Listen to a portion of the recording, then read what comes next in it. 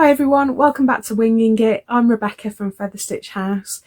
We're in week 22 and May happens to be a month with 5 Sundays in it, and if you watched our introduction video all the way back in December, you'll know that where we have a 5th Sunday, we use that week to explore a textile art technique. Now back in January, which was the last time we had 5 Sundays in the month, we looked at applique, and I'll put a link in the description if you want to go and have a look at that video and learn some applique techniques. This month we're going to be looking at fabric manipulation, and I've had so much fun putting this video together. I hope you enjoy it as much as I do. Now, just as a word of warning, it is going to be a longer video, but I have put chapter markers in so you can have a look through at the techniques we're going to explore and skip to the ones you're most interested in if you want to. I'm going to be working on a larger scale again, just like I did in January. So my felt piece is 20 centimetres square with a 1 centimetre border marked all the way around. Now, if you're not confident sketching out your design, I have put a template and pattern over on our website, and there's a prompt in the video and a link in the description to take you straight to our shop where you can download that for free.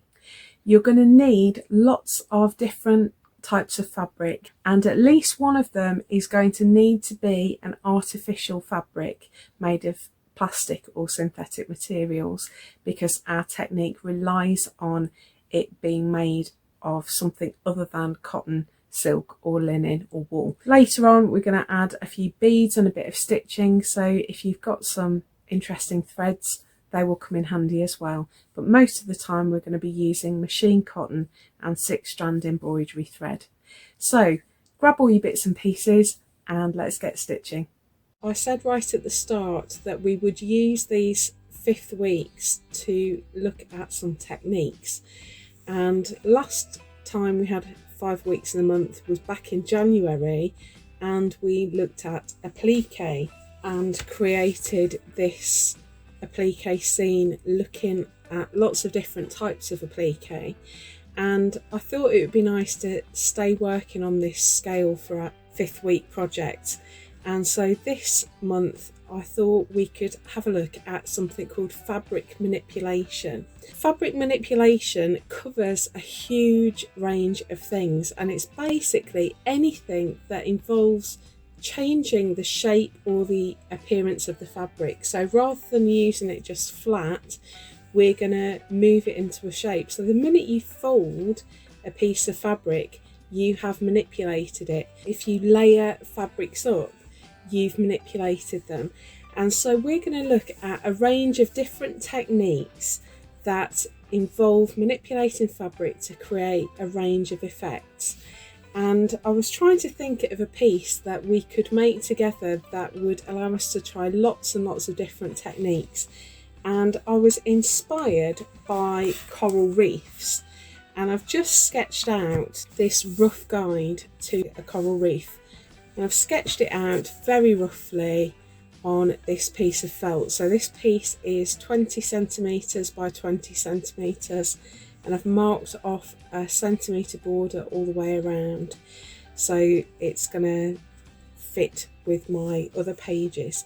So I've sketched it out. That's the background I'm going to be working on.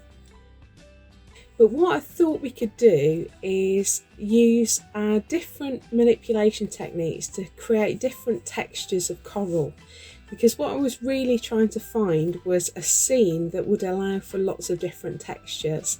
So I am winging it just like you, but I've done a little bit of planning. Now I will put this pattern full size on our website, and I'll put a link in the description, and you can go to our website at the address at the bottom of the screen, so you can print this off and use it if you don't feel confident sketching it out yourself.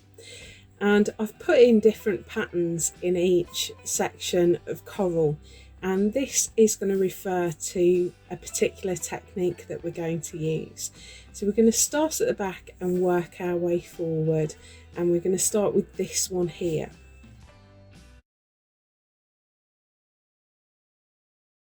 So we're working in this section here, and for this technique you're going to need something fairly sheer.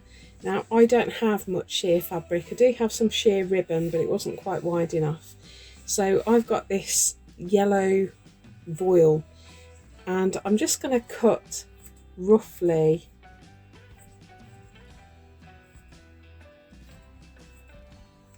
a section out that is going to be comfortably big enough to go over that section. So my first job is I'm going to trace the shape of that section onto my fabric. So I've just got my heat erase pen here, and I don't have to be too precise.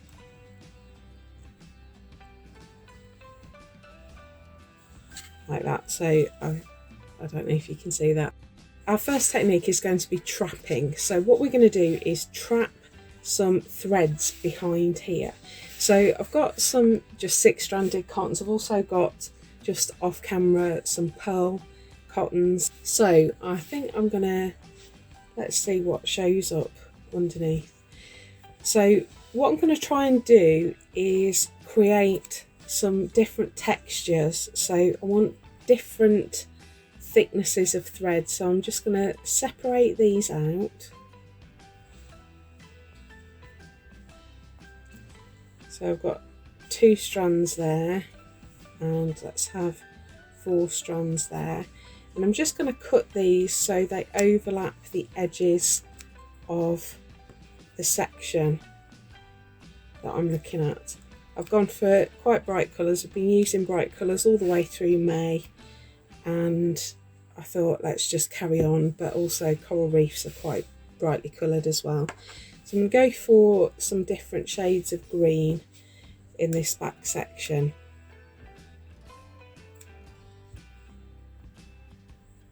So let's get a couple of single strands going. And I'm just going to lay these on the surface of my felt. We're going to trim off later.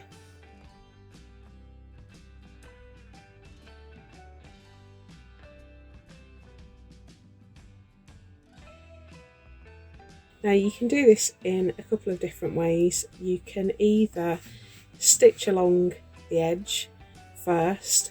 I'm just going to go for it. So now I'm going to use my outlines here, you can just about see them, to guide me placing my sheer fabric over the top. And I'm going to just hold that in place with a couple of pins, and I'm pinning outside the lines because I'm going to stitch on the line.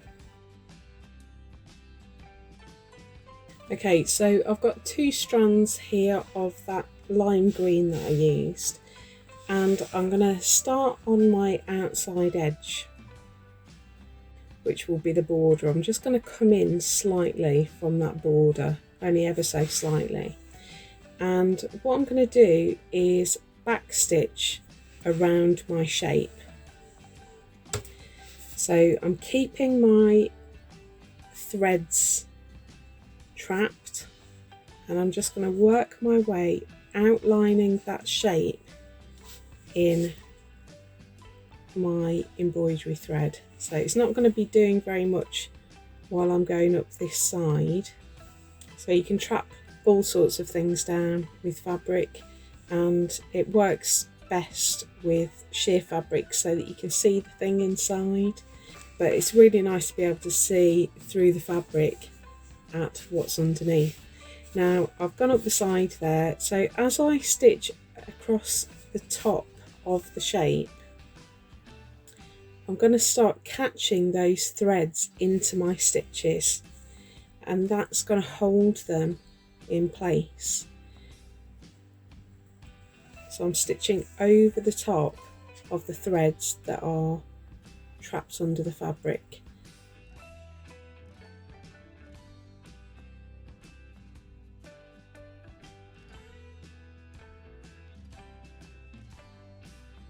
Now I'm going to go just outside of the line that I've drawn here. I'm not sure if you can see the line particularly well. It's that blue line there.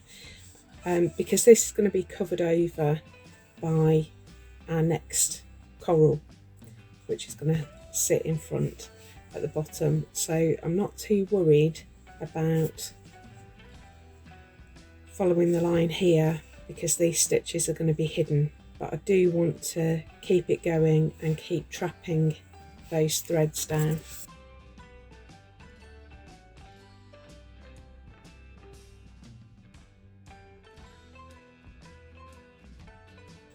Just knotting that off on the back, and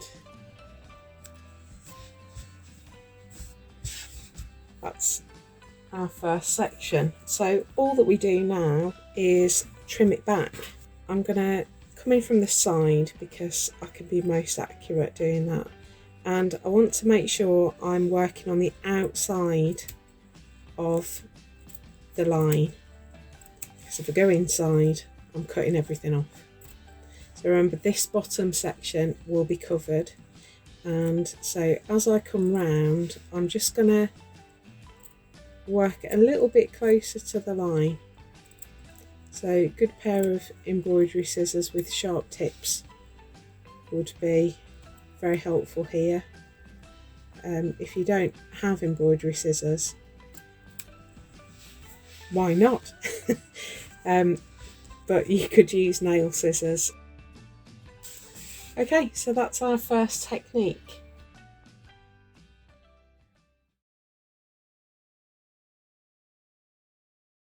Our next technique is this one up here, and I've copied my page and I've just cut out that shape as my template. And for this one we will definitely need a synthetic fabric, okay, because it won't work with a cotton or a linen. So I've got, do you remember this back from Cold Colours month back in February? I've got this metallic shimmery synthetic fabric here. So what we're going to do, this is not for the faint-hearted, and I just want to put in a disclaimer: don't do this under a smoke alarm, and don't do this if you are in any doubt. But we're going to do some melting. So one of the things that is a pain about fabrics like this is that they melt with heat, but you can actually use that characteristic of this fabric to your benefit. And so what we're going to do is, I've got a little candle lighter, gas lighter here, and we're just going to melt it ever so slightly. So I'm moving my felt out of the way because I don't want that to melt. So what I'm going to do is just get the flame going, and I'm just going to hold it just close to, you have to be really lightning fast, just close to the fabric like that, and it's just going to singe it, and sometimes a little hole will form. So I've got a little hole there, but I quite like that. So it's not hot because you're touching it so briefly. So I'm just going to do that at points over the fabric.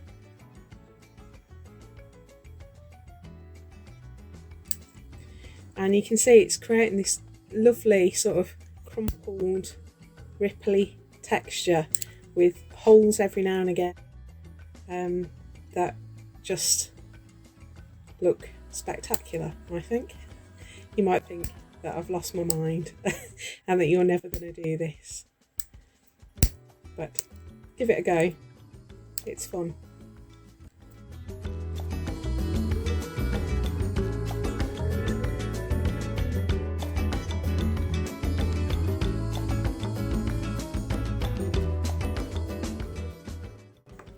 Right, so there's my piece, and now I'm just going to lay that shape over the top. I'm just going to hold that shape in place and cut around it.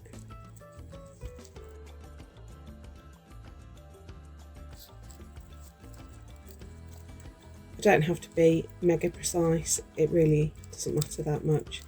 And just like we did when we did our applique, this bit's going to be covered over by a different shape, and so is the bottom edge, so I'm not going to be too fussy.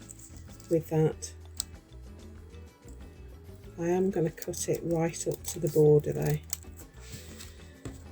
So they will go in my scraps bin because they're quite interesting textures. And there's my bit of coral. So that's my straight edge. Can't remember which way around I've done it now. Crikey. Get a grip. There we go. That's it. That's the way it's meant to be. Alright, so I've got a lovely crumply texture there, and I'm just going to get some machine cotton. I've got a sort of silvery blue here. So it's a nightmare if you accidentally melt your fabric, but when you're doing it deliberately, it can create a really beautiful effect in your textile art. So don't despair because it can look amazing. So we've got this lovely crinkled, distressed bit of coral at the back. So I'm just using running stitch, I'm not being fussy, and I'm keeping my stitches very small because I don't want the stitches to be a big feature on this section. I wonder how many of you are going to be brave enough to try melting your fabric deliberately. Let me know in the comments if you want to give this a go, or if you think I must have lost my mind. This one's going to split the crowd, I think, so let me know what you think. And I would say it's important to singe it before you stitch it down, because obviously it's going to change shape as it puckers up. So you don't want to cut your shape, singe it, and then find it doesn't fit anymore. I don't know about you, I think that looks just magic. So that's one of my favourites. So give it a go, see what you think. Okay, so the next section I'm going to look at is this one here, and I've marked it with dots because what we're going to do is some padding. So if you think about sofa cushions, the way that buttons are put in and pulled really tight so that it creates a little indentation, we're going to do something similar here with this. I'm going to do this with a piece of felt because it's got plenty of give, but I'm going to also add some wadding underneath. So this is just cotton batting. I've used this with quilt making before, and it's pure cotton and quite fuzzy, so it's not particularly easy to work with as a surface fabric, but it does add a really good amount of squish. And I'm going to go totally wild and I'm going to make several layers of it. So I'm going to just form it into 3 layers, and I'm just going to hold that down with some thread just so that it doesn't keep popping up. So I'm just going to put some crosses in it just to hold the pieces together. Okay, I don't know if you can see already, but already we're getting those lovely indentations, so I think this is going to work a treat. I'm wondering maybe that orange is a bit bright. I've got some sort of coral coloured felt here, and I'm just going to draw around my template just roughly so that I've got a guide. It's only a small piece, this one.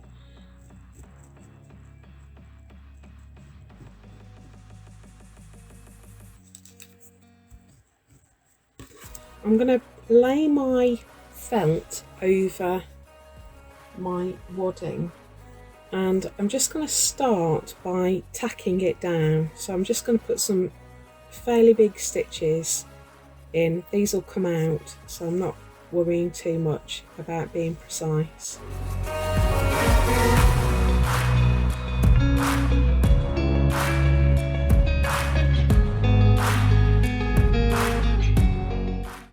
Just like that. So now I'm going to go back to my green thread, and you can, if you want to, you could mark out even spacing so that it forms very regular patterns, but I'm just going to eyeball it, I think. So what I'm going to do is just come up and I'm going to make a tiny little stitch. You could put a French knot if you wanted to, like that, or you could add a bead.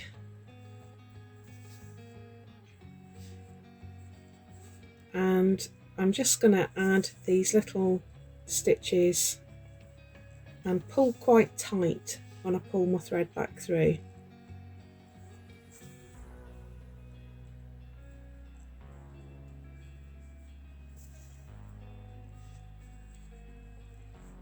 Because I just want to create some little dimples.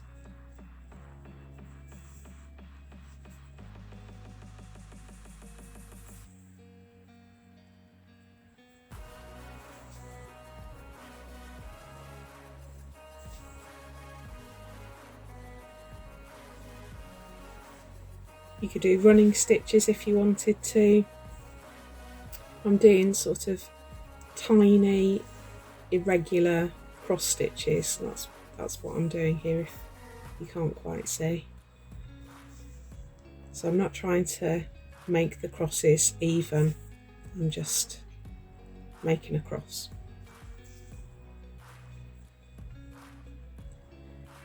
So I'm going to interlock these, so, or offset them rather. So in the space between those two stitches, I'm going to move a little bit further over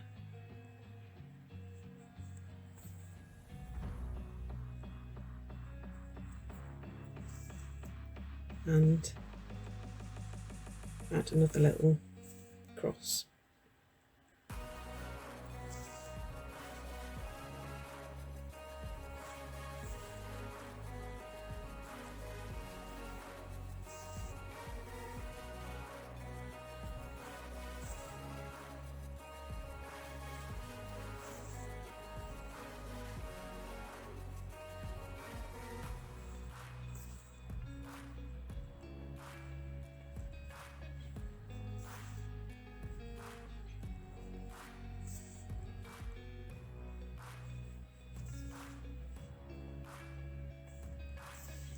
And this is one occasion where things pick up better on camera than they do in real life.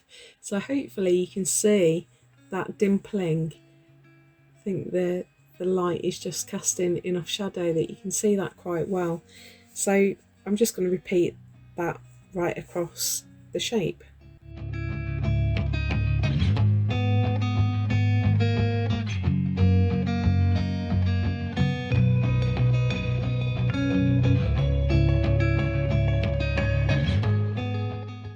I'm just taking out those tacking threads that we don't need anymore. What I need to do now is just bring back my template, and I'm going to go over those lines again, and where the puckers have happened, that will have made my felt slightly smaller.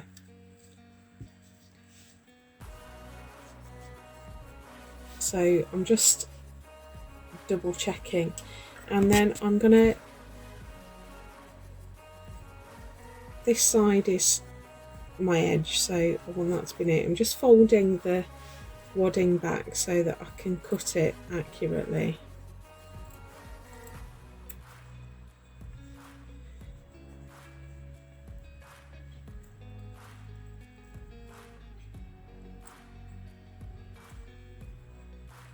We'll come to the wadding in a minute. I'm just cutting the felt at the moment.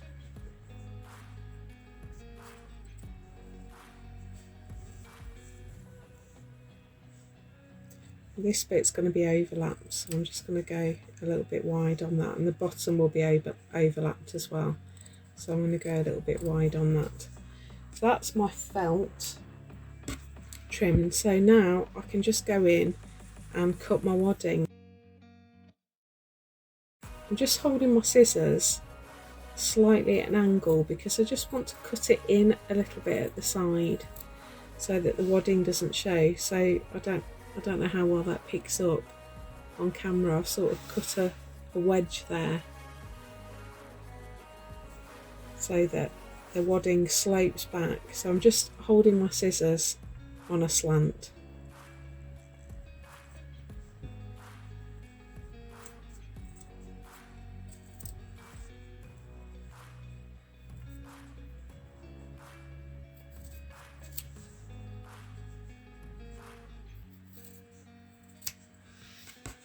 Okay, and this piece is going to sit there like that.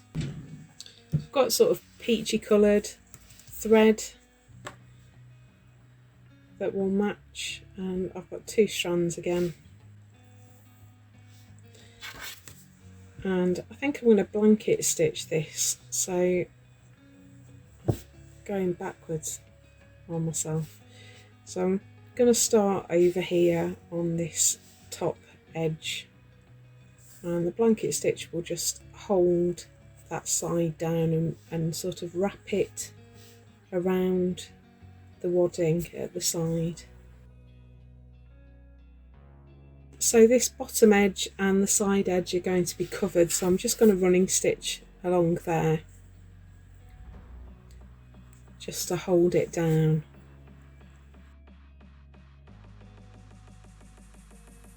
Okay, so those are quilted or padded section. I think that looks really cute. That's a fun one. The next section we're going to look at is a really straightforward technique that we can do quite quickly, because this one we're going to use gathering to create our shape, and this is a good one for ribbon, or you've got really thin strips, offcuts of fabric. You could do this with felt even. Felt will gather, you just need to make your stitches nice and long. Okay, so I've already done one and realised that my camera wasn't recording, so conveniently I need a second piece so I can show you what to do. So this is gathering, and all we're going to do is I've got some strips of sari silk here, and I've just cut a length that's much longer than the shape I'm trying to cover, so this may be 3 times the length, and I've got some just machine cotton here. You can use embroidery thread, but you just want to make sure you're using something that isn't going to break, because we are going to pull on this. So I've knotted it at the end, and I'm just coming up from the back. This fabric doesn't really have a back and a front, but I just need to note which side my knot is, because I want my other knot on the same side. And I'm just rocking the fabric back and forwards and catching it on my needle, and it's creating a running stitch. I don't know if you can see that. I've tried to use a different coloured thread so that you can see it. And I'm just going to work my way all the way along.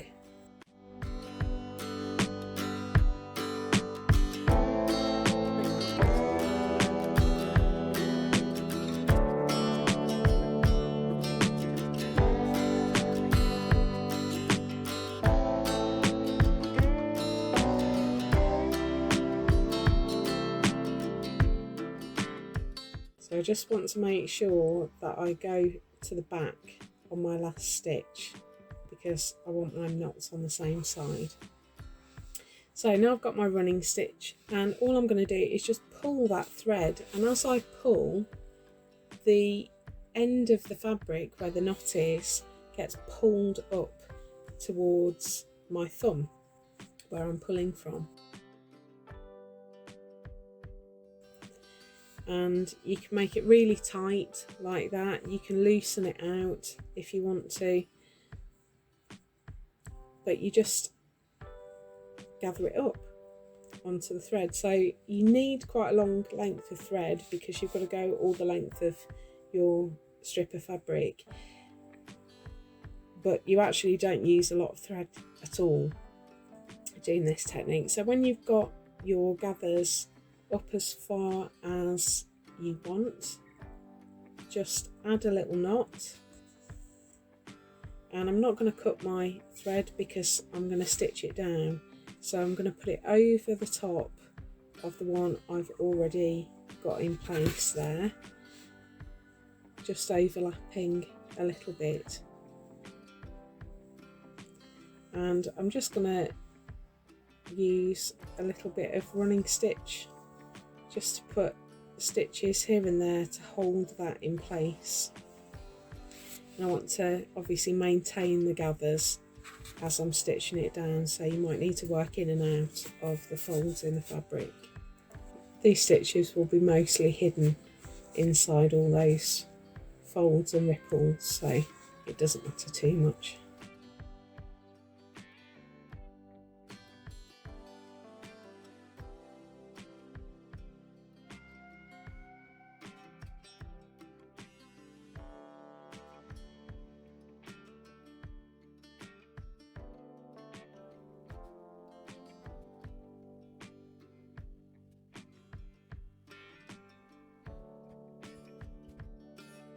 Okay, so that's our gathered fabric. So we've got trapped threads, singed fabric, quilted or padded fabric, and now we've got gathered.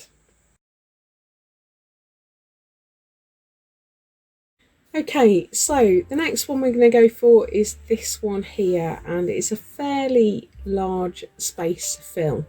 So we're going to use pleating on this one. So this is all about folding the fabric and manipulating it into the shape you want. You would be best to use a cotton for this, and I've got this bright blue here, and I'm just looking because I want a decent length of fabric, because obviously we're going to fold it. So I'm just going to cut it along this fold that's already in it here. And we're going to do this with our fingers. So we're going to do finger folds and finger pressing, and then we'll hold things in place with our stitching. So what we're going to do is fold a small amount over, so I've maybe got 1 centimetre there. And if you want to do this with an iron, you can. I'm just going to go along with my fingers and finger press that into place. And if you go over it a couple of times, the heat from your hand will form a crease that stays. So then I'm going to put that fold down, and I'm going to just pinch the fabric with my finger and thumb, and I'm going to fold it over, not quite as far as the end, but just 1/2 centimetre away. I'll do that again, obviously, so if you didn't catch what I was doing there, I'm going to repeat it, and I'm just going to finger press it again. Okay, so again, I'm working up a little bit, and I'm going to pinch the fabric between my thumb and first finger and fold it over to make another pleat, and just finger press it. So holding it down, if you hold the pleats that you've made down with your thumb and just pinch from just ahead, you should get your spacing about right.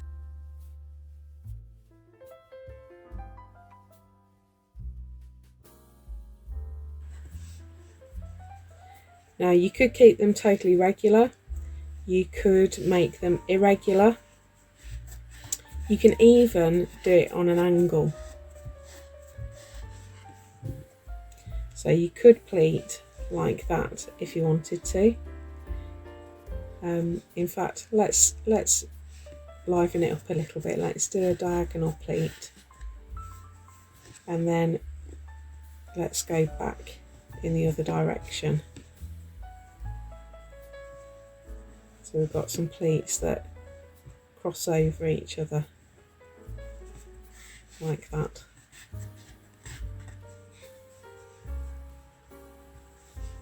And it will keep springing back, but don't worry because we're going to hold it down with some stitches. But if I just hold it in place, you should be able to get a sense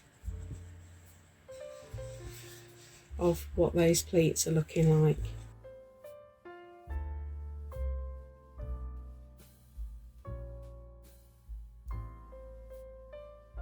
So let's do a pleat inside a pleat there. So I'm just working with that wide section that I've created in my diagonal pleat, and I've just put in a little tiny pleat. I quite like that. I'm going to do it again.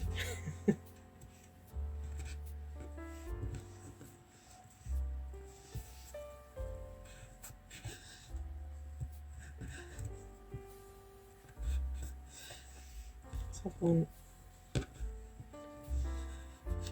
that's more central.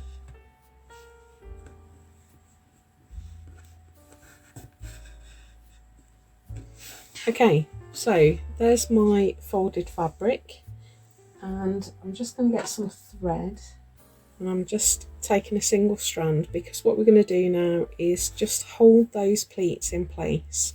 So I'm just going to go along one end, and where there's a pleat I'm just going to put a tiny little stitch just to hold it where I want it to be, and then along to my next pleat and a little stitch. And I'm doing this because it's going to give us some freedom to play around, and I'll show you some things that you can do with your pleats.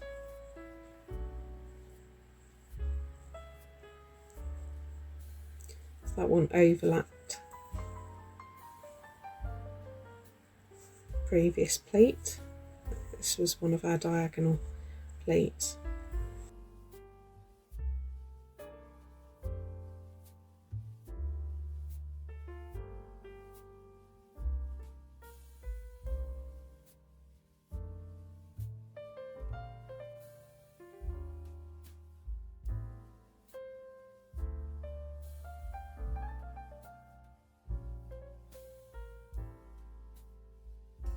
So just knotting that off at the back just to secure the thread. Now we've got some options because you can see already that that is fanning out in a really interesting way. Just make sure our folds are all folding in the right direction. So you could use it fanned out like that. Help those pleats along, or you can repeat the process and stitch the pleats down at the other end. So that's what I'm going to do for now because I want to show you something different that you can do as well.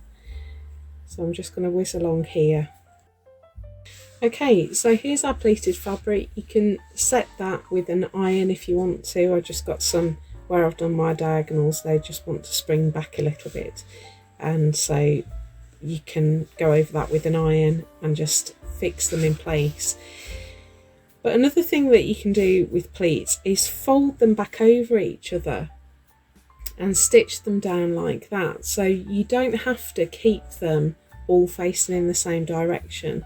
So you could fold some back on themselves to just at the centre, and can you see what's happened there? It's made a sort of ripple or wave effect. Now I'm going to do something different again, so I'm going to just stitch mine down onto my felt background, and then I'm going to show you how I'm going to use my pleated panel. The first thing I'm going to do is stitch down that top edge. I might pin it actually, just hold it where I want it to be.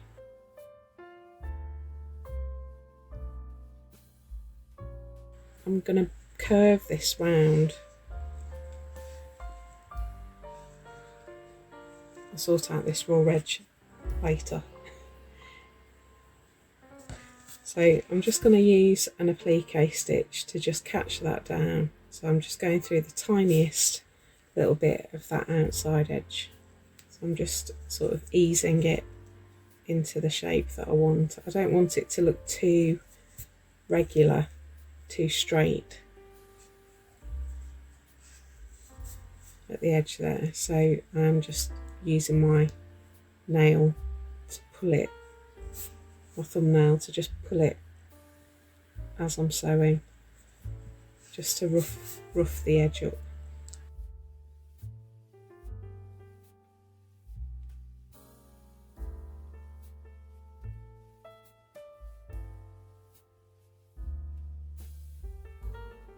And because I've curved it, it's bowing out, and I don't want it to be that bulky. So I'm going to use some overstitching to make this sit as I want it to sit. So first of all, I just want to put the pleats back the way they are supposed to be. And I'm not going to fold them back on themselves because I have got a slightly different plan in mind.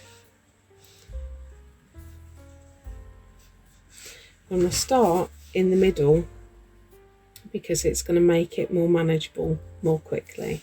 And I'm holding those pleats down with my thumb, and I'm just going to do a running stitch over the top of the pleats.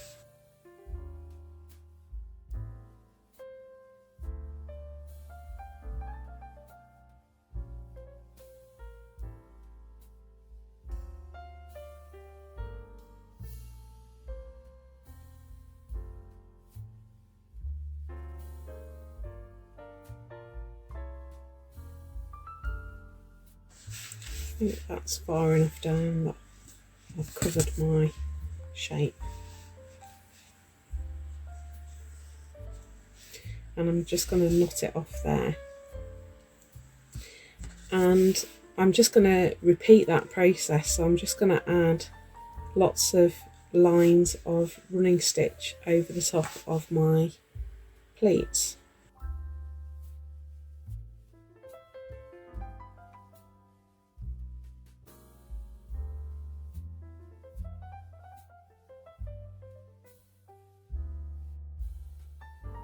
So I thought it'd be useful at this point to bring in my template, just so that I've got a bit of an idea of what's what. And what I've sketched out on my felt isn't quite the same as my template, so I'm just going to give myself a bit of an idea of the sort of shape that I'm after, because I'm going to trim this back once it's stitched down, so I'm going much further out there than I had planned, but I don't mind that at all because we're winging it. I'm going to add in all that stitching and then I'll come back and I'll show you what I do with the edges. Okay, so I've added all my top stitching there, so we just need to work out what to do with our edges here. And I hope you can see, you might not be able to, I've outlined the shape that I am trying to create. So I'll probably put a frame around this anyway. So for this side, I'm just going to very carefully ease my scissors underneath and snip down the border and neaten that off. And I don't mind too much about the raw edge. If you are worried about it, you could always blanket stitch down the edge there, or you could just whip stitch. Might just put some whip stitches in. And I'm going to do the same along the bottom, bearing in mind that this is going to be overlapped, so I'm going to allow some space for overlap because I don't need to worry about the raw edges there, because we're going to have another piece of fabric covering it over. So you just have to be careful with this, because obviously there are places where we've got multiple layers of fabric. Now for this edge, I'm just going to go slightly beyond the outline, And then I've got my thread, just the same thread that I was using before, and what I'm going to do is just tuck under that raw edge, just to hide it. So I'm doing a little bit of turned edge applique, I guess, but I'm just going to hide that raw edge by turning it under with my needle and going along with an applique stitch. So it needs a bit of coaxing because, as I say, you've got multiple layers of fabric. Okay, so there's our pleated section. Loving that. This is looking like quite a lot of fun.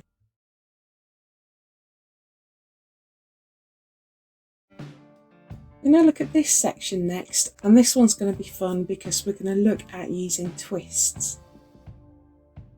Well, we could really do with a piece of patterned fabric for this one. So let's use this bright green one. And what I'm going to do is just lay the fabric over my shape and roughly gauge how wide I need my fabric to be. And I'm just going to cut up the side and trim it to the right width. And I'm going to cut strips into it. But I don't want to cut all the way down, so I want to keep a band at the bottom that's holding all of the strips together. So I'm making a sort of fringe really. Now you can vary the width of these strips if you want to. You could do some wider than others. You could even cut it with pinking shears or cut them as wavy lines. It's entirely up to you. I'm just going to keep it simple and do straight strips that are fairly equal widths. Okay, so we've made our little fringe. So what I'm going to do now is just lay it so that the band at the bottom that's holding them all together is along the edge of the bottom of the shape that I want to cover. And then I'm just going to stitch that in place, and this will be covered, so running stitch is fine. I'm just using machine cotton. You can use embroidery thread if you want to.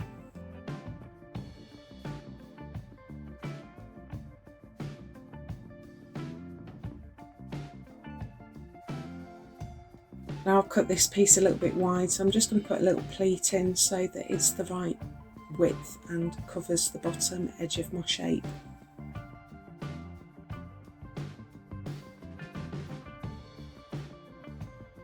I'm just going to secure that at the back and cut my thread ready for the next step.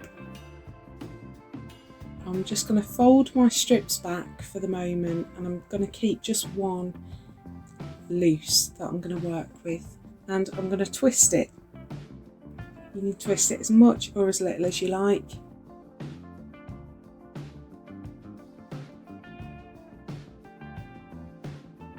And then I'm going to hold it down and just put a little stitch in the end. So I'm lining up the end with the top of the shape I'm trying to cover, and I'm going to put a little cross stitch just at the end to hold it down and secure it in place.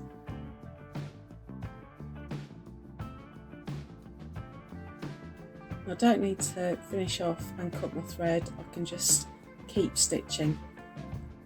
Then I'm going to get my next piece and do exactly the same again, just twist it.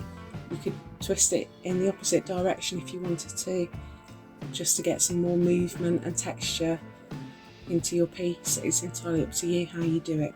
And I'm just going to hold the end down and secure it in place.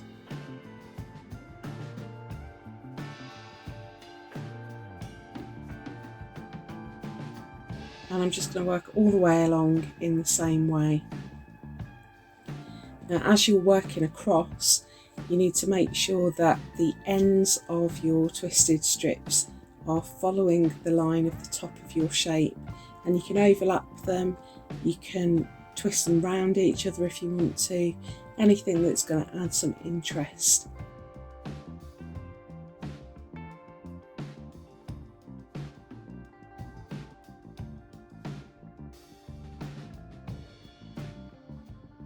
Now this is going to create a lot of texture and I don't want to get rid of all that texture because I wouldn't be using this technique if I didn't want it to look quite lively. But there are quite a few spaces where the background is showing through, and so we're just going to manipulate it a little bit more to control it and make sure we cover our background and we get a really nice looking section of coral. So I'm just going to go across backwards and forwards and just add some tiny stitches just to hold down my twists. And so I've got a bit of blue poking through there, so I'm just going to move one of the strips over that space and put a stitch to hold it in place. It's just about using a bit of judgment, seeing where there's too much texture and putting a stitch in to control it a little bit. Essentially just making the fabric do what you want it to do.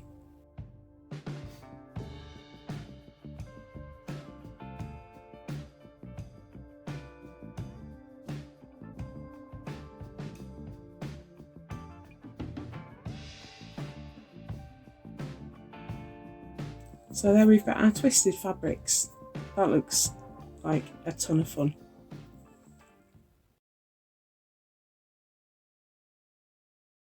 The next one we're going to look at is this section here, and this one's again another nicely textured piece, and we're going to use circles for this. I want to balance out my colours a little bit. This side's looking a lot paler than this, so I've got this nice purple here, and what I'm going to do is draw some circles, and I don't need them to be massive, so I've got a 22mm circle here, and I'm just going to draw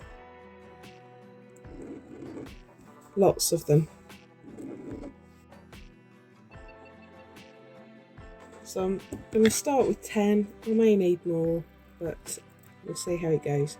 And I'm just going to quickly cut these out. I'm not going to worry about being too precise, it really won't matter.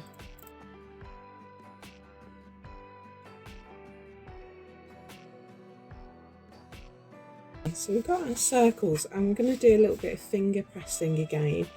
So I've just got one circle here, and I'm just going to fold it in half and finger press along that edge, and then I'm going to fold it in half again.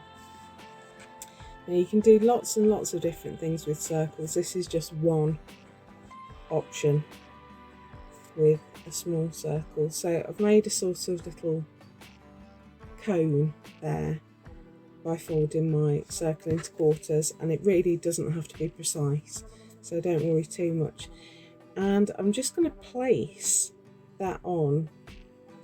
I'm going to follow my edge, so this one's going to be sort of rotated anti-clockwise a little bit, so that the straight edge of my quadrant there is going along the edge. And I'm just going to put in a couple of stitches right at the point, just to hold it in place.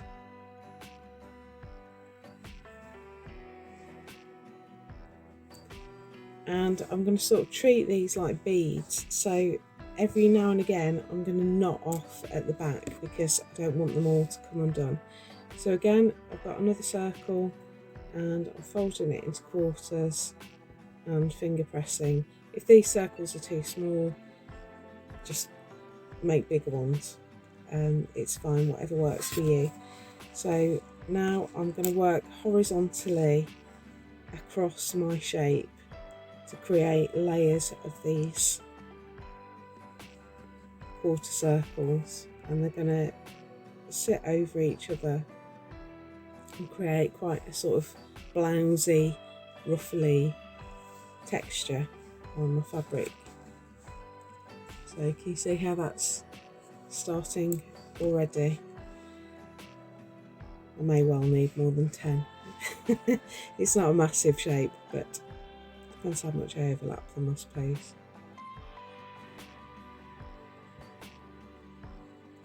So you can angle them at slightly different angles just to create more interest.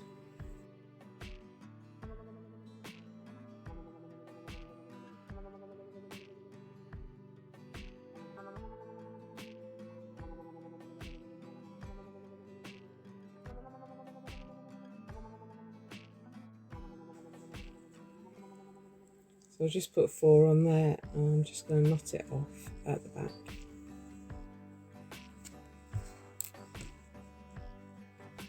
So we're getting quite nice texture there.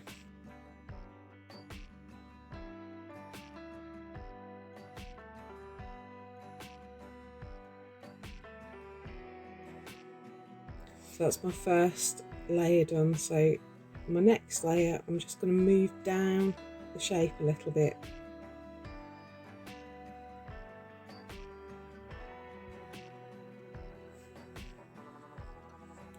And make them overlap. So I'm just going to angle that one slightly differently to the one above it. I don't want them to all look too regular.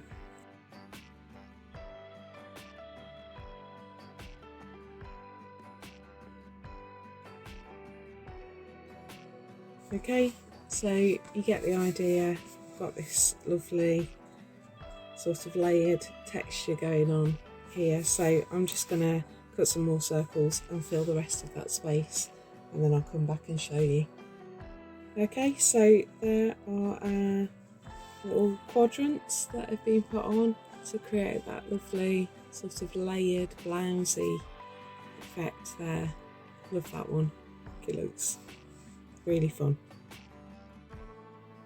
So quick recap then to see what we've done. We've done trap threads, we've done singeing or burning, we've done gathering, pleating, quilting or padding, twisted strands, and now we've done folded circles.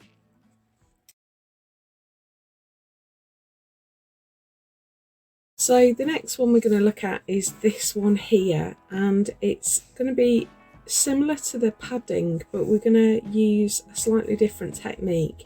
And for this one we're going to need something like a gingham or a checked fabric, or polka dots would work, anything with a regular pattern.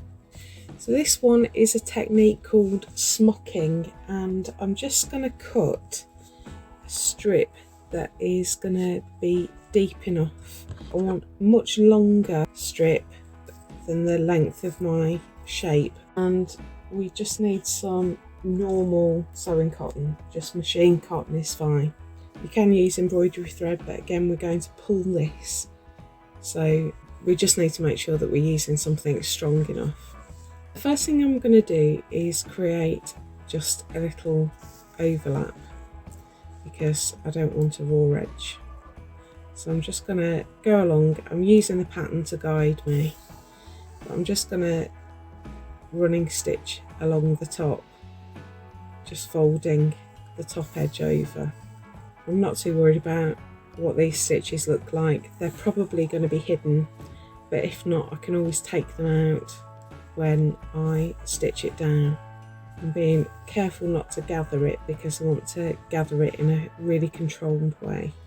Smocking is basically controlled gathering. This was just quite random, but this time we're going to use the pattern to make a really controlled gather. So I'm just holding my fabric vertically and I'm focusing on this line of dots here. So just working along this first row of complete dots. And what I'm going to do is bring my needle up on the near side of the dot.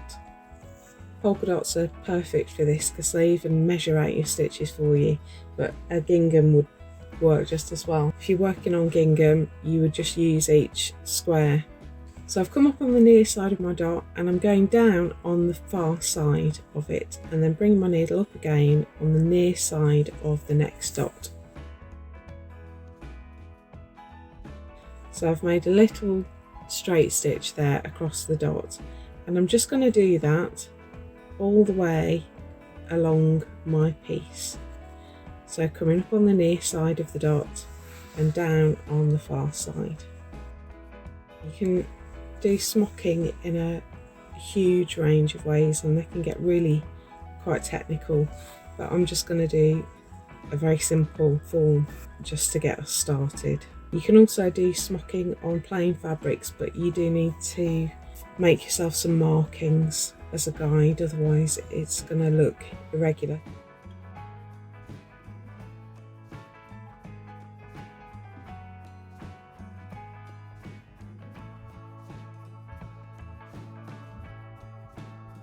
So I've got my line of straight stitches running along my dots, so now I'm going to go to my next line of dots and I'm going to do the same. And because these dots are offset, so they're in between the dots that I've already stitched through, my gathering is going to work in a different way on this line.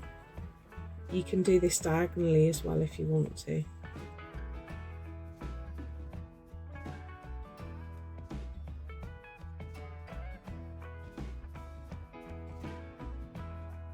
So on my next row I'm going to do exactly the same, but again they're offset, so this row of dots is lined up with the first row that I stitched through.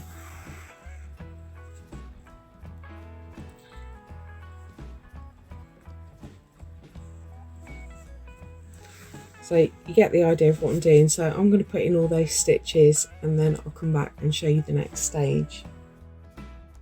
Okay, so I've stitched in all of my running stitches along my dots. So now what I'm going to do is, in turn, I'm going to gather each one. So this is my first line and I'm just going to pull on that thread so that the fabric gathers up.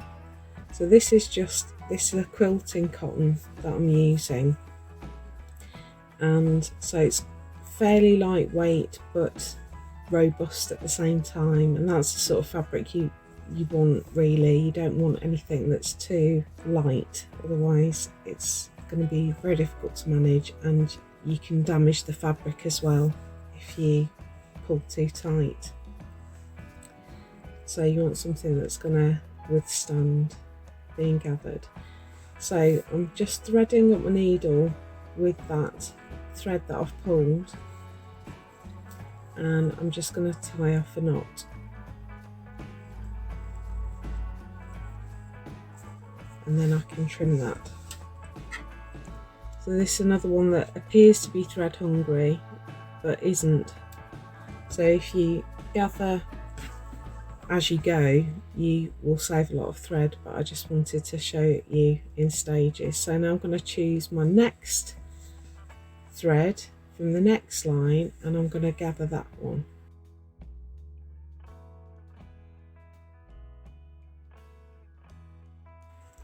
So I'm going to pull that one until the thread sort of evens out, until I can't pull it anymore.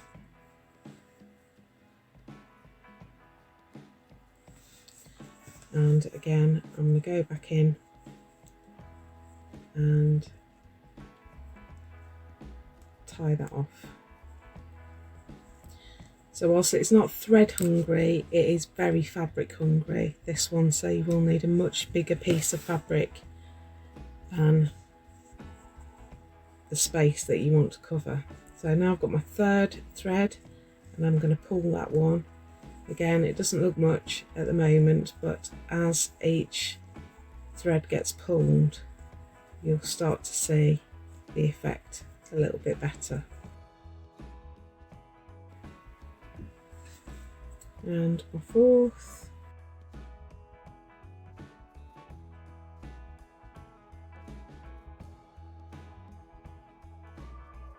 and the last one.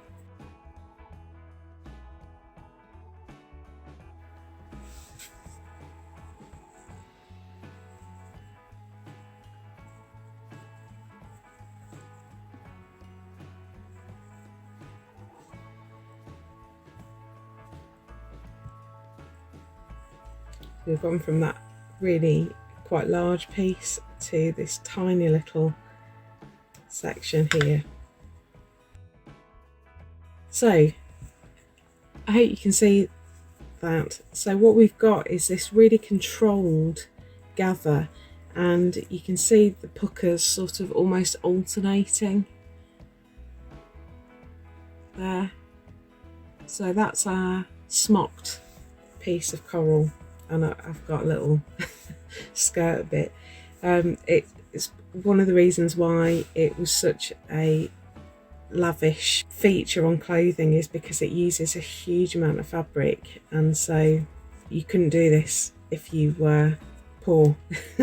So on antique clothing, any smocking would make the garment really very lavish indeed. So what we need to do now is stitch that down. So I've got some yellow thread here, and let me trim off this blousey bit at the bottom because there's a bit too much there.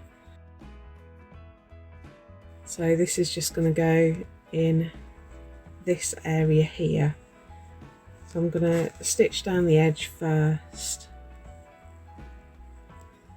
and I'm just catching my raw edges under. I might have gathered it a bit too much. So again, I'm just using an applique stitch to attach this to my background. In hindsight, I wish I'd measured it against my shape before I tied off my threads, because mine's not quite big enough, so I might have to do a little bit of a fix on that. So once I'm past the bottom of my shape, I'm just going to go along and put some rough tacking stitches just to hold it down where it's going to be covered over by the next piece of coral.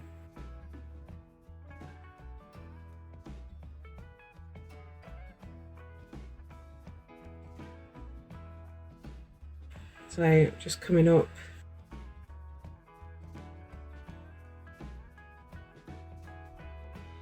come back to applique stitch now, and I've been careful to make sure all of my threads ended on the back of the fabric, and it's naturally created an overlap. So it's only that top edge that you really need to worry about hemming before you start your smocking process, just to make sure that you don't have a raw edge. I mean, you might want a raw edge, you could fray it if you wanted to and create a sort of fluffy top. So again, I want to keep that ruffled top, so what I'm going to do is go inside the gathers and just put a couple of stab stitches along the top there to hold it down. So I'm holding it, covering up the bottom of that blue section, but I'm not applique stitching it across the top because I don't want to hold that down completely. I want it to stay sitting up.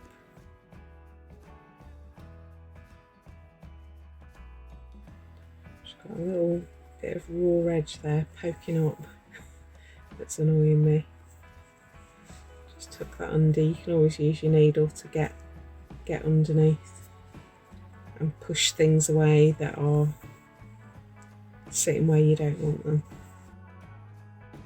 Okay, so now we've got our smocked section. Really like that. Wish it was a bit longer. Could do with being a centimetre longer, but there we go.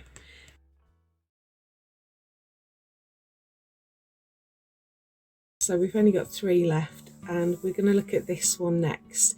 Now this is a really fun one, but it does take a huge amount of fabric.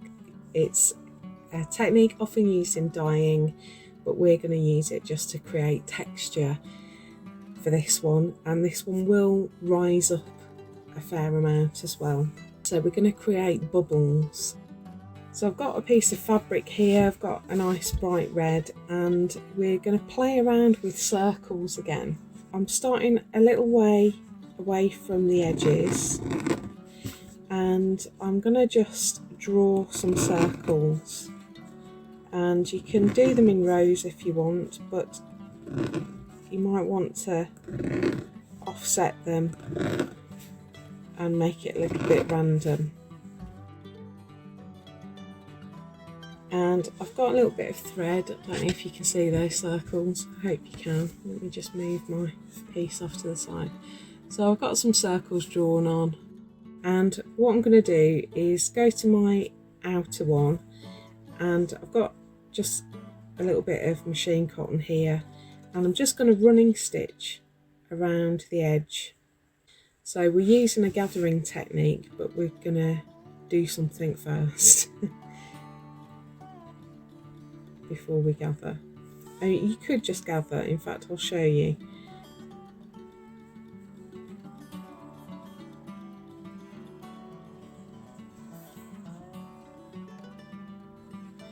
Now, if I just gathered that, I would get a little bubble like that, but what I want is for that to be more pronounced. So just off camera I've got an old pillow, and these are great because when you've finished with your pillow and it's no longer usable, wash it at 60 and you've got a huge amount of toy filling that you can reuse. So this is my go-to toy filling. I should say in our kits we don't put my old pillows, we do have recycled filling that we use, but it's manufactured rather than just me recycling my old bed linen. You can do this with cotton wool balls if you don't have any old pillows, or thread scraps or fabric scraps, felt scraps, anything like that.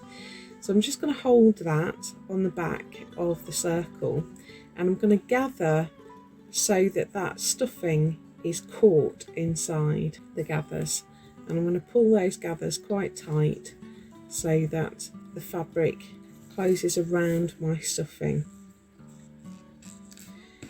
And then I'm going to knot off my thread, holding it under tension. So I'm holding those gathers in and then tied off a knot.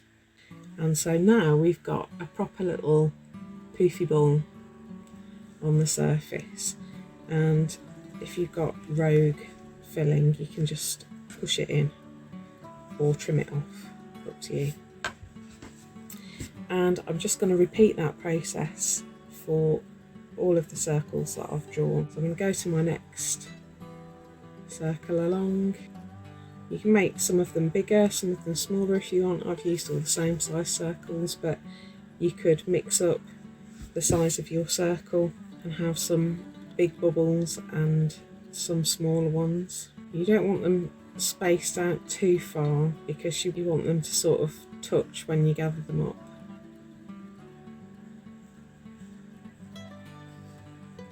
I'll just do a couple more so that you can see the effect when you've got lots of bubbles together. So I'm only using a tiny amount of filling there. Pop it inside at the back and gather my fabric around it. And if I do this one here, you should be able to start seeing the effect. And this is a good one to use a patterned fabric with because you get that variation, so the pattern becomes less clear. What the pattern is sort of sunbeams, I suppose, but you get lots of variation of colour.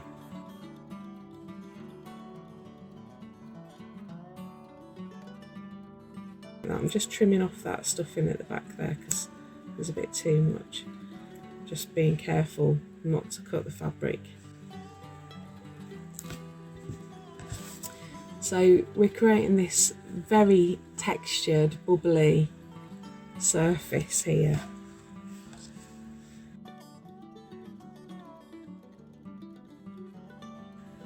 I don't know about you, I'm having so much fun doing this.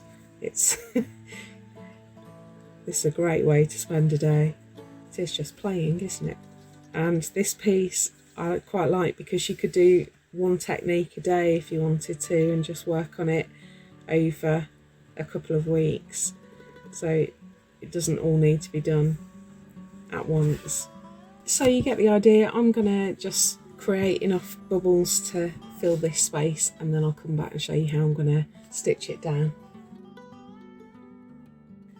Okay, so here's my piece. So you can see how that's just gobbled up that quite large piece of fabric that I had initially.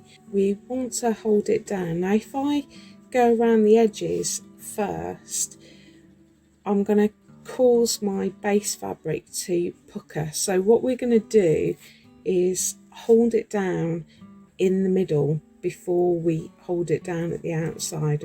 I want to lay my piece as flat as I can get it over the space that I want to cover, and I'm just going to hold it in place with a couple of pins. This is going to be very loose, so I only just want to hold it down just so my hands are free. And what I'm going to do is, starting near the top, not right at the edge, because I want to be able to turn my raw edges under, I'm just going to put in some very small stitches. Now because I'm working in the furrows between the bubbles, these stitches aren't really going to show, so you can use any thread. I'm just using a pink one here because I've got it to hand, but I'm just working my way along in between the bubbles, just adding some straight stitches here and there to hold that centre down to the felt. So this will look fairly untidy on the back, but it's necessary. So I'm just weaving in and out of those bubbles, and I'm sort of using my left hand to flatten out the felt underneath and just manipulate it into the right place so that it's still sitting fairly flat. It's important that you do this, otherwise you're going to have your piece completely distorted, and that would be a shame at this late stage to completely mash up your piece of art.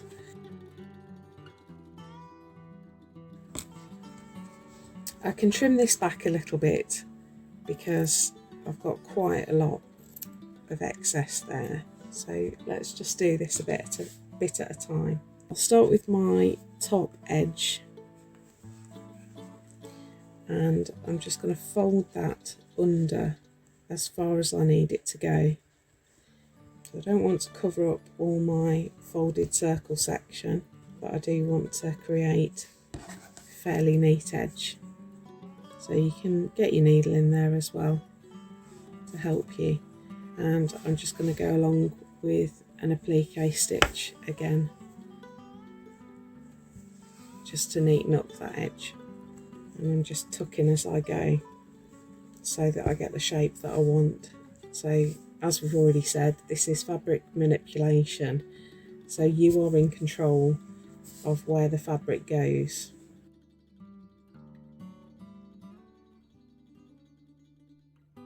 So along the bottom edge, I just want to line that up with my border. So I've created a little corner piece there. It will be covered over, so I'm not too worried, but just want to create my neat edge. Okay, so we've got our bubble piece. That one's a lot of fun. I think it looks great. I'm going to work on this section here now, and we're going to use a technique called Trapunto. Now there's some pitfalls with this technique, so I'm hoping that we'll be able to avoid them. I've cut out my template for this section, and I've drawn around it on a piece of felt, and I've allowed a border around the edge. Let's have some more metallic over this side. So I've got a metallic sort of corally colour red. It'll echo the coral up here and this one over here. We're going to stuff it again, which is why I've left my stuffing out. And what happens sometimes is when you stuff it, it can pucker and distort the shape of the piece underneath. So we could do it directly onto our background, but I just want to avoid that puckering. So I'm just going to draw around that template again, just roughly, so that I've got a guide. So I'm going to lay that over the top and I'm going to back stitch all the way around.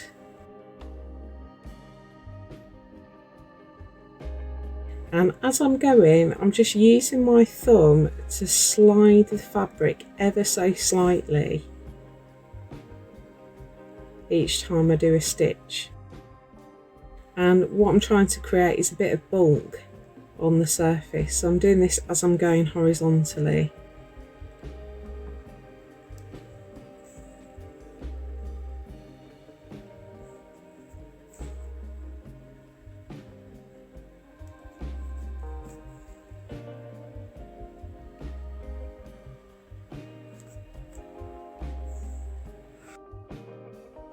So now as I go down this edge, I'm going to do the same and create a little bit of excess so that it's baggy.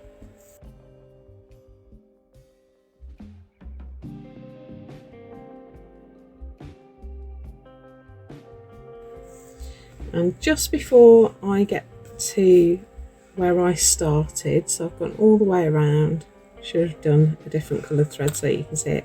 I've left myself a little opening here and I'm going to add some stuffing through that opening. And that excess space that I've created is going to allow this to be filled without totally distorting the felt underneath.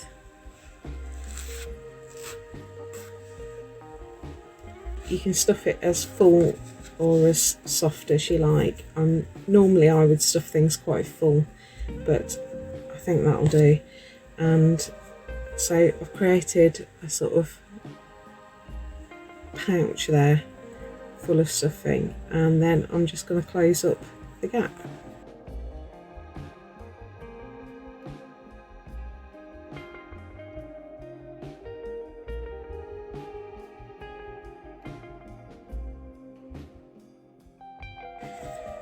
So now I can trim around the edge. So I want to be on the outside of my stitches. I want to go fairly close, but not right up to the stitches because I don't want to accidentally cut that thread. And on the back, I'm just pulling the stuffing away from where my scissors are going because I don't want to catch the fabric that I've stuffed either.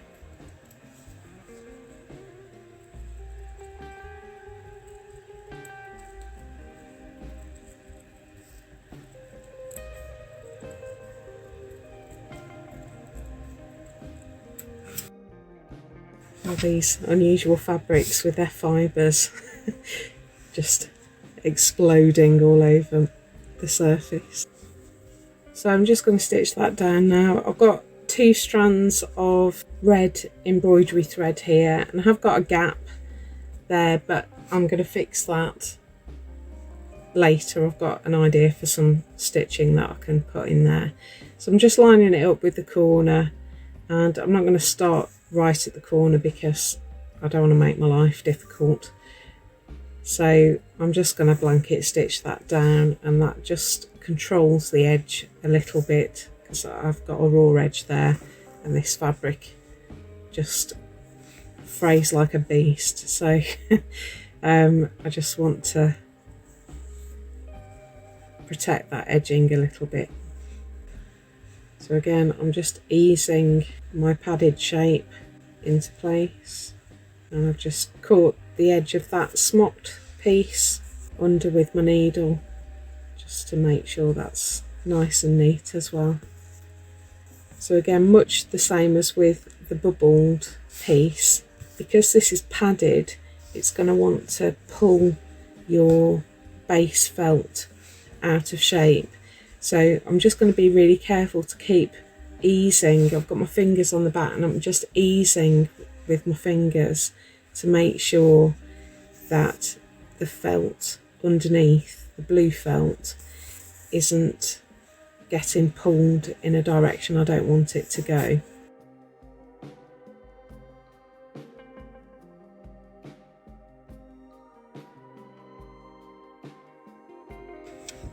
Okay, so there's our Trapunto piece.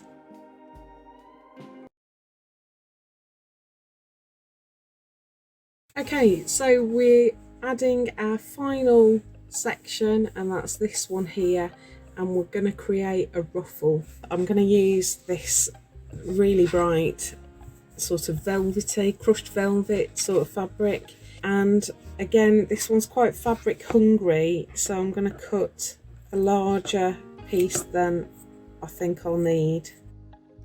Now this is similar to gathering, but we're going to do everything in quite a random way. So what I'm going to do is just create some tracks of stitches across my piece. So small stitch on the front, and it can be quite long on the back. I'm just working my way around. You'll be able to see better if I work from the back. So I'm just making some fairly wild lines across the back. So you can start at the edge or in the middle, it doesn't matter.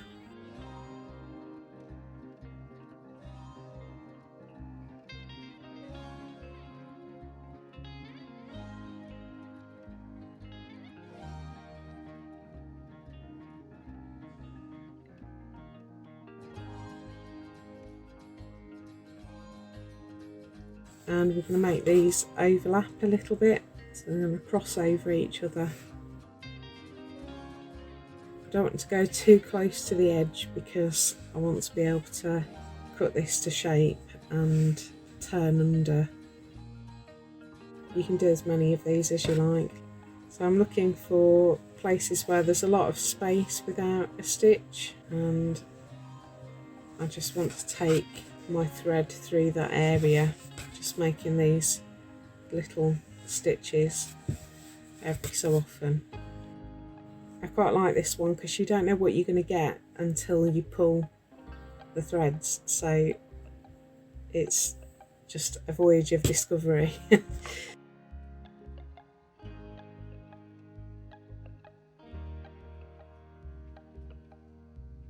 And I think that should do it. What I'm going to do now is just find the ends and pull, and I'm just going to work my way around, pulling each thread in turn until it's gathered up as much as I want it to be.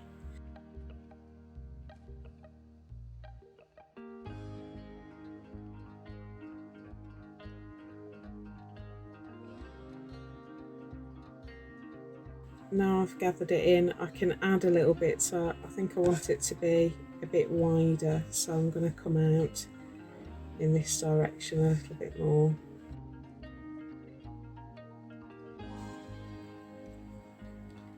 And this one I can take out over here to widen it that way.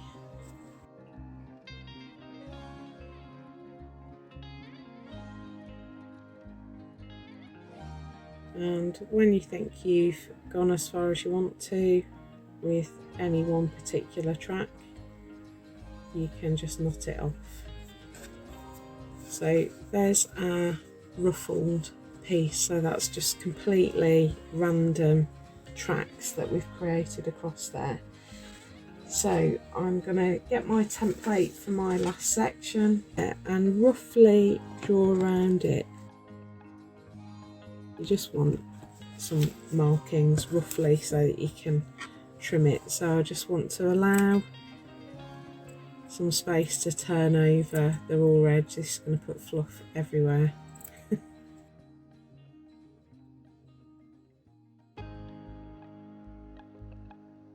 And I'm going to pin it in place first where I want it to sit, because for the same reason as the other ones, because there's quite a lot of bulk, I don't want it to pull my base felt out of shape. So I'm just going to put a couple of pins in to hold it, and again I can manipulate it a little bit so I can move it around.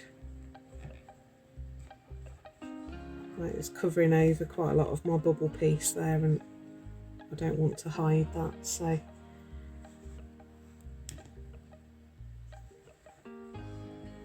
manoeuvring it. That should do. That gives me enough scope. So I'm going to start on the bottom edge, and I'm going to grab my yellow thread. I'm just applique stitching this with a little turn under like I've done with the other pieces. And as soon as you've got enough stitches to not require the pin anymore, you can just move it because they do get in the way. Well, there's bits of fluff flying off this all over the place. It's like pollen. Okay, so there's our ruffled section at the bottom. That's all our fabric manipulation. What I'm going to do now is just add some bits of embroidery. I'm not going to add too much, but I thought it might be nice to just add some weeds. I've got to cover this gap as well. Just add some weeds, and you might be able to see it's on the template as well. I've just sketched in some fish at the top just to add a little bit of life. So I'm just going to add that in there.